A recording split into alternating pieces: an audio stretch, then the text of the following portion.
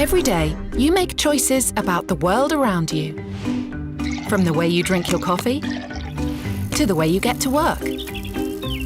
From the food you buy, to the power you use to cook it.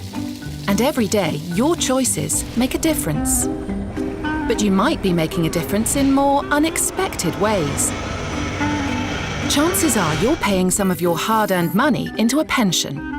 Now, it's probably not the most interesting thing about your life, and you may not need it just yet. But is it sitting quietly in a vault, waiting for you? No, it's being invested in companies. In fact, of all the money invested in the world, nearly half is pension money. Which means your money is helping to build the world you live in right now. Maybe it's funding the things you love and the things you need. But do you know how those things are being produced? And what about the things you don't want your money invested in? It's likely that your pension provider has already made that decision for you. Everyone's pension has the potential to create change. So what world do you want your money to build?